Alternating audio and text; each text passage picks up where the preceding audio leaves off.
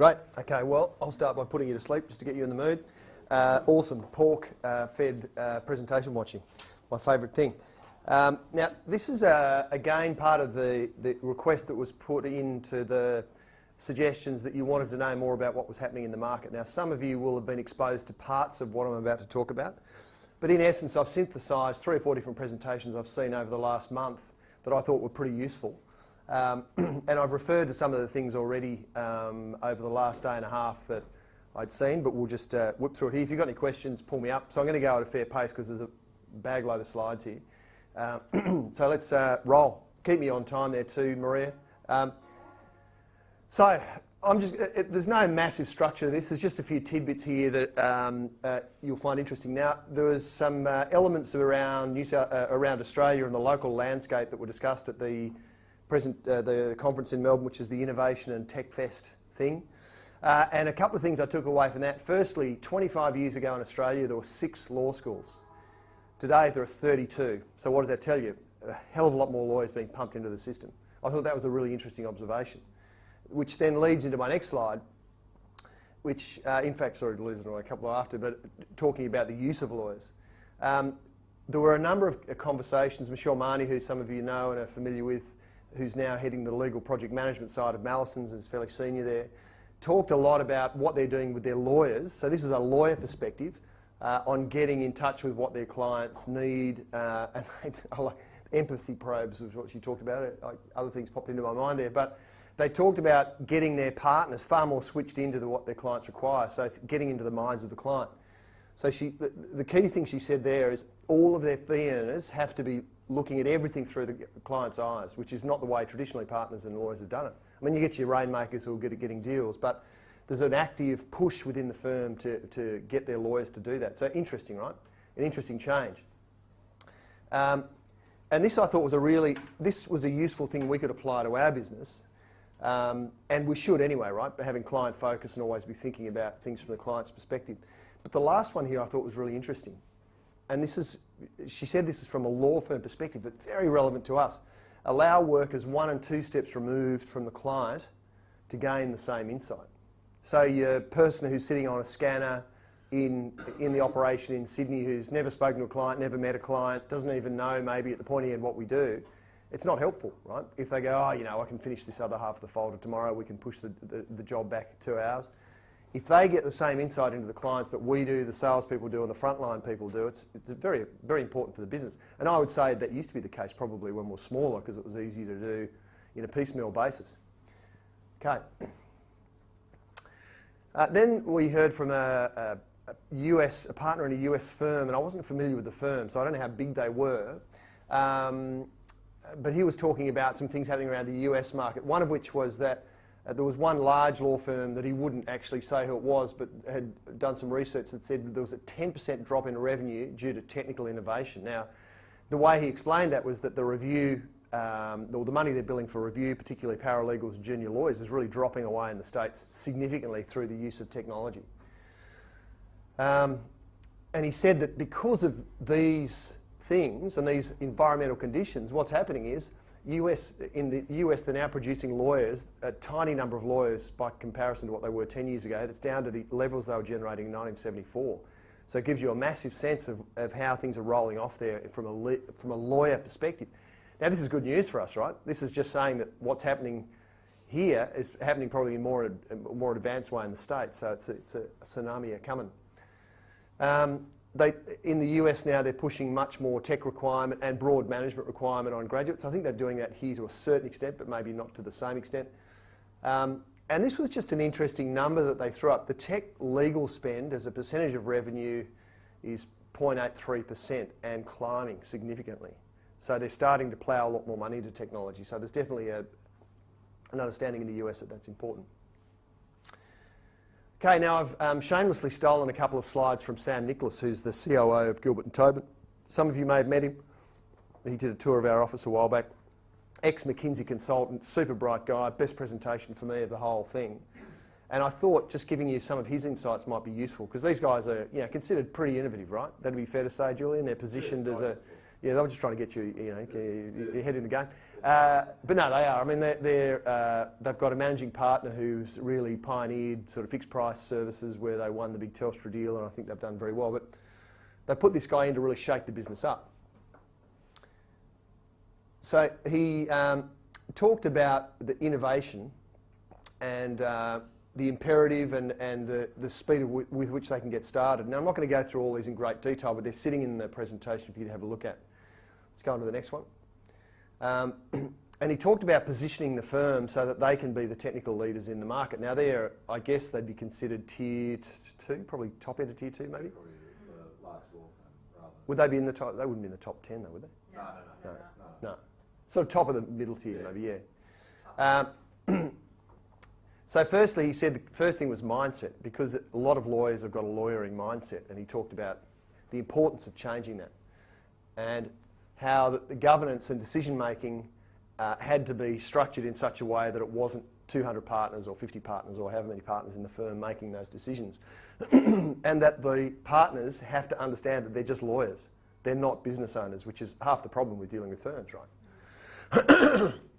And they've got to be willing to disrupt. And he talked about the pyramid structure. I think somebody spoke about that maybe today, or maybe yesterday, that the law firm is viewed as a pyramid structure with the partners at the top and the managing partner at the very top are the ones getting all the money, the equity partners.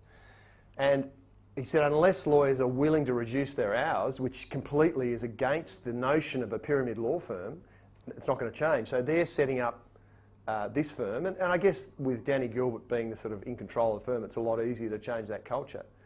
But without the willingness to disrupt, it's going to be hard to get people into that future-ready law firm. So in terms of investment, dedicated resources for different processes, so investing in R&D, investing high percentages into R&D, and that's around use of technology, it's around service lines, legal service lines, and they're actively seeking use cases. So rather than I'm a lawyer and you need a lawyer to do some contractual work or do something, it's actually going to them and saying, we can do this workflow process for you, which is a legally or risk-oriented workflow. You need to buy it. So creating a much different use case and a more compelling selling proposition. And this is an interesting one, capital beyond this year's distribution. Now what that means is law firms are geared towards throwing money at the partnership at the end of the year when they work out how much profit they've made. And thinking about the firms as a corporation rather than a dividend feeding organisation, which we've probably got a bit of that to a certain extent with us. Also, does he want to change it from sort of more short-term to more long-term? To more long-term. It's more traditional business planning. So looking at your capital, investing, rather than cleaning out the coffers at the end of every year, saying, well, we're going to run with a line of credit of $100 million or 10 million or 50, whatever, and we're going to use that money to create these new products or create this new service line or penetrate this new market. Not dissimilar in the way we think about how we can crack into different markets. So the action there was get off the flip chart, i.e. less intellectualising and more action. A portfolio of actions on core business and disruption. So what we're creating here today, right, a series of actions that we want to take away to change our business and improve our business, but specifically around core business and innovation or disruption. So I won't drill into this in great detail, but there was just the 3 stages of the actions. And right down at sort of the core level, process automation, sourcing, client innovation, expert systems, collaboration hackathons where you get everybody trying to solve a particular problem. And then in terms of embracing disruption, invest in attackers. Now that's an interesting thing that was a theme throughout, and that is that the competition that kills you doesn't look like you. And that's a straight from a Susskind quote, which I'll talk about in a bit. But he talked about it in depth there. And what they've done is actually bought one of these legal information companies, which I've got on a slide in a moment, who was attacking some of their transactional markets. Interesting, right? Law firms buying software startups or legal startups. Yep, you can go to the next one.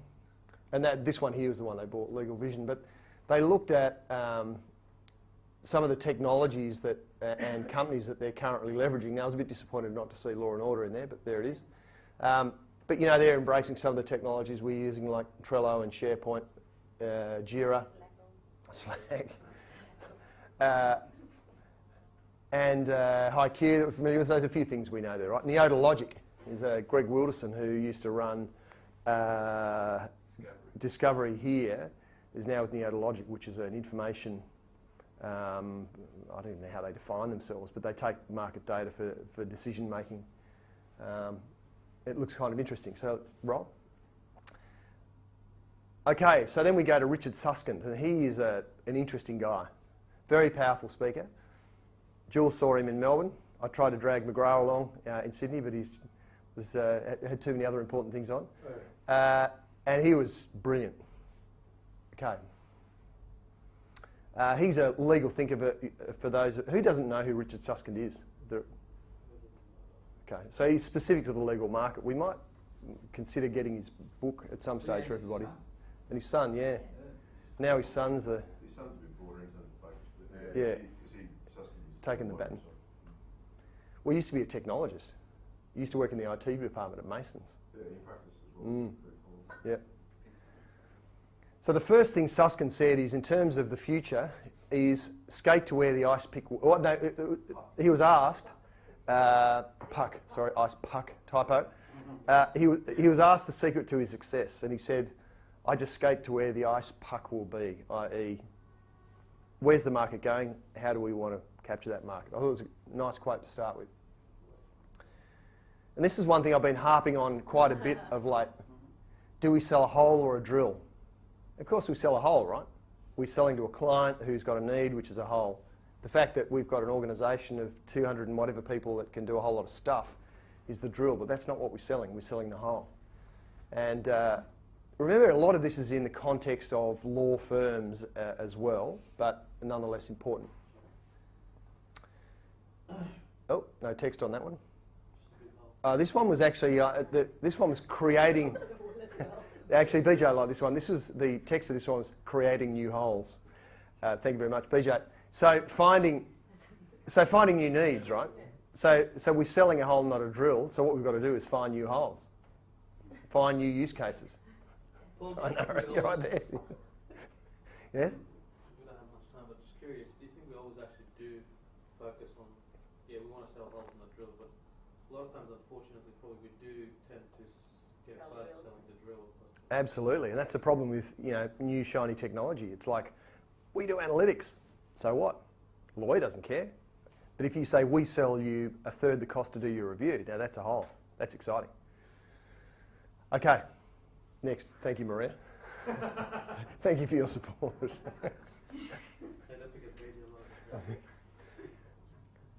Okay, so he talks about 3 drivers for change. More for less, we know all about that, right? Price pressures coming in. We need to apply these technologies to help our clients do more for cheaper amounts of money. There's new providers coming into the market, disrupting the market. And ultimately, technology is underpinning a lot of what's going on at the moment. Thank you. Stuck on the hole. I'll leave that alone. Okay, so we talked about the how. So how do we make this all happen? We create more efficiency and we collaborate. And he talked about collaborating with the overlap of technology and legal and the process that comes out of it. So then he talked about decomposing and disaggregating. So decomposing is breaking down the process. And this was particularly related to how law firms of the future will be doing business.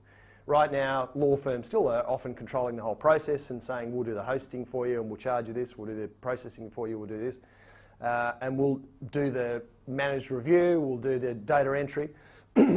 He's saying, and which supports our selling proposition, is that law firms of the future need to break down the process. So litigation is not just something one lawyer does. A litigation is something that starts way over here with discovery and ends all the way down here with courtrooms. And in between, there's a whole raft of ways that people can change or can pull out parts of the process to make it more efficient and more cost effective.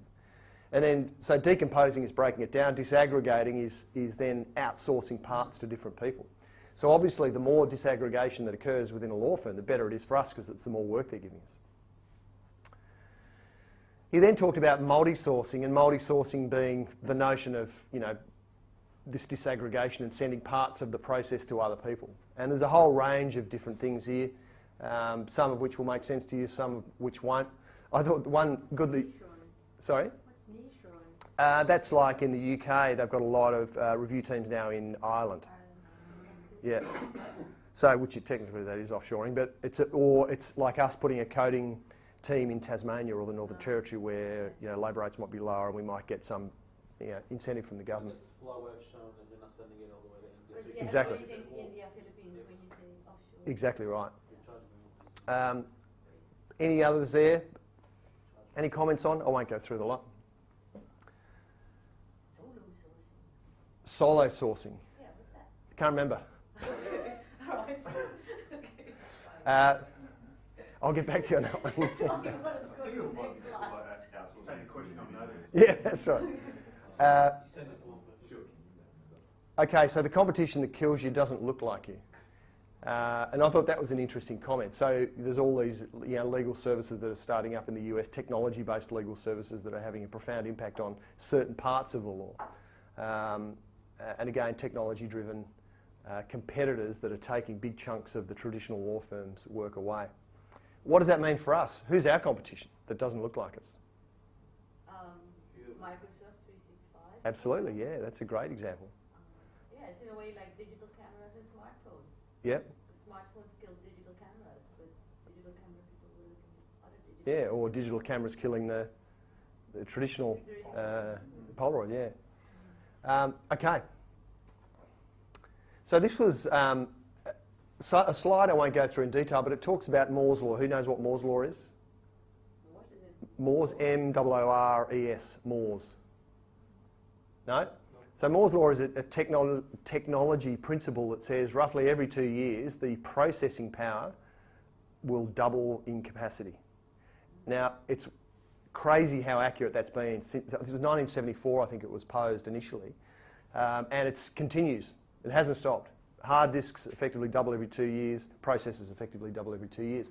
So based on the power of a desktop today and following Moore's Law, by the year 2020 or thereabout, 2023, a desktop PC will have the same processing power as the human brain, which is pretty extraordinary, right? And by 2045, your desktop computer will have the same amount of processing power as all of humanity. So where does that take us? Terminator. Terminator, that's it. The rise of the machine. Some interesting stuff on that slide if you're interested in looking at it later. But that to me is a pretty big takeaway. We've just got so much computing power at our fingertips at the moment that the needs will, or uses will follow its availability. He made the point that in IT there's no finish line, it's just continuous. So for us, relativity is not a finish line, or analytics is not a finish line, or you know, e-discovery and Nuix is not a finish line. It's continually evolving, and if we're not evolving with it, we're going to wither and die. So it is super important that as a business we're constantly evolving and we're challenging ourselves. There was and I don't know whether he coined this particular phrase, but it's a great one, irrational rejectionism. And he talked about that in the context of lawyers that will reject technology without understanding it. And that it's hugely rife within the legal industry, and it's a massive thing that holds lawyers generally back. And I thought it was a great concept. And obviously us as technology advocates, in the broad sense, part of our imprimatur is to actually get that message to the lawyers and break down that irrational rejectionism. Okay, now who's familiar with Lex Machina? It's a company that, I didn't even know about this. This is, for me, pretty interesting, but it's worth having a look online. But Lex Machina is a company that takes information in the US on matters. And we're not talking about, you know, how many documents and how fast they reviewed. It's looking at who was the judge, what time was the case, was it jury, was it a judge trial, the whole lot of things. And it came up with some incredible findings, but you can actually subscribe to this and then use that to design when you want your case to be heard and who you're aiming to get the case heard with, because you know, they found out things like if, with particular judges, if it was heard in the morning, you were more likely to get a negative outcome than in the afternoon, and some amazing stuff, right? And all this information is sitting in this pool of big data, which is incredibly useful in, you know, telling us what we can potentially do in a non-traditional way, but looking at behaviours. To me, that's very, very fascinating stuff. Now, this doesn't exist for the Australian jurisdiction, but just for the US, but very powerful, I think. And that's an interesting, opportunity where the fact that that doesn't exist in Australia, some of the opportunity I think Law and Order has is how much would it cost to actually facilitate and gather that data and us be the provider of that Yes. versus. It's funny because the guy just was charged or got struck off whatever for doing exactly that. Really? For his client. Yeah, he was making him basically tell the court that he was sick and stuff because he knew if he got the matter transferred to this lesser, lighter judge, that it was going to be a better result for his client. He ended up getting pulled up. So Wow. not that we're giving that sort of advice, just gathering Just collecting the data. I'm just thinking of It's getting just a closer different to system, the Mm. judiciary. It's a bit funny, your system here. It's like there's another really nice report you can run in the States from Thomson Reuters. Gives you put the law firm's name, tells you what cases they've worked on, what partner's busy, how many cases they've got. You get so much information. We try to research here. And one tick for Biden, you get tons of information. We were talking to Julian, funnily enough, Thomson Reuters doesn't have it here because the market here doesn't accept it. And also, it's a much smaller market. But you- still, it's amazing. Your like- cost versus return is probably a different Oh, equation. you but- can run it in small states there as well. But it's just the fact he won't be accepted. Maria? Cheers. Okay, he made a statement, and this is a powerful one. Predictive coding is more effective than junior lawyers and paralegals. That's been now shown in a few different papers, academic papers and what have you, and peer-reviewed things, so significant works. And he made the statement, if companies don't insist lawyers use it, then they are not adequately serving their shareholders, right? Because they're just going to cost more money to get a worse result. Powerful statement. So he talked about the future from a corporate lawyer perspective, so in-house, and he said that the corporate lawyers of the future are legal risk managers, legal knowledge managers, and legal process and project managers. And we know that the law firms are trying to move themselves in that space as well, right, with the Allens and KWM putting this big push on legal project management. So I think that's corporate lawyers, but also law firms heading down that path. Okay, so this is my last slide, quick. Opportunity is missed by most people because it's dressed in overalls and looks like work. Thomas Edison, I think it's a great quote. So for us, we've got to challenge ourselves, understand that it's a moving market, not rest on our laurels, being the biggest in the market. We've got to continually challenge who we are, what we are in the market, and not avoid it if it's too much hard work. Thank you very much.